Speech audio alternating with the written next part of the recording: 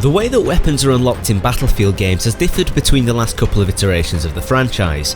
Battlefield 3 and 4 both had what's known as the progressive unlock system, where players earn weapon unlocks based upon the amount of experience points that they earn for a certain class.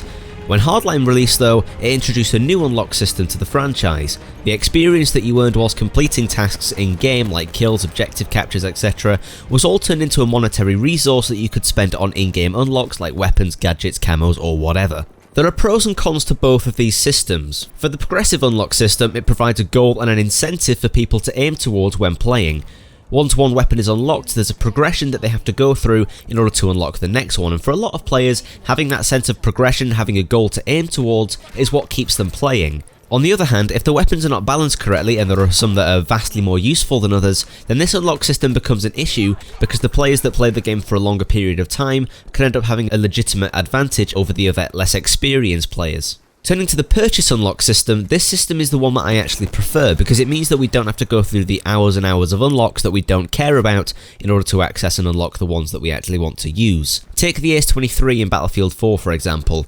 It ranks way down the list of assault rifles in the game, and in order to unlock it you have to go through and unlock all of the assault rifles before it's in the list. With the purchase unlock system, you can simply choose to save your experience points and spend them on what you feel is the most suitable unlock for you. The downside to this though is that it can remove the sense of drive that a progression system provides. Once a player has unlocked the few weapons that they feel comfortable using, they're unlikely to then go and buy all of the other weapons in the game that they may never actually use, meaning that it's up to the gameplay of the game to keep the player playing. Which is fine for me because I personally love the gameplay of Battlefield titles.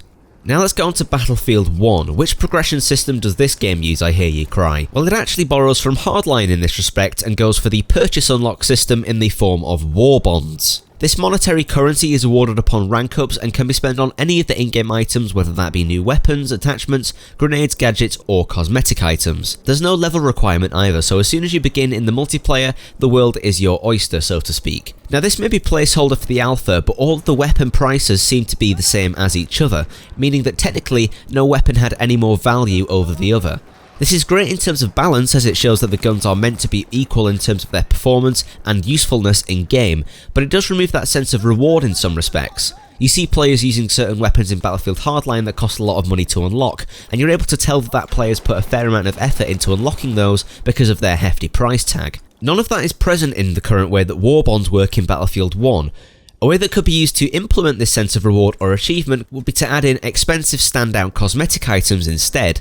Hardline actually does this as well. If you've seen players running around with green and purple zebra camos or dinosaur masks on, then you know that they've put a serious amount of effort into unlocking those because they come with a seriously hefty price tag. So maybe having some sort of standout cosmetic item could be a good way to not only provide a sense of achievement and bragging rights, but also to provide something to work towards in the late game once there's no weapons left to buy and the war bonds begin to accumulate in your imaginary bank account. And that's pretty much all you need to know about the progression system in Battlefield 1. If you enjoyed this or you found this helpful, don't forget to leave a like and subscribe and let me know your thoughts in the comments below. And for all things Battlefield, make sure you are subscribed to this channel so you never miss a thing. Thank you very much for watching, and I shall catch you in the next one.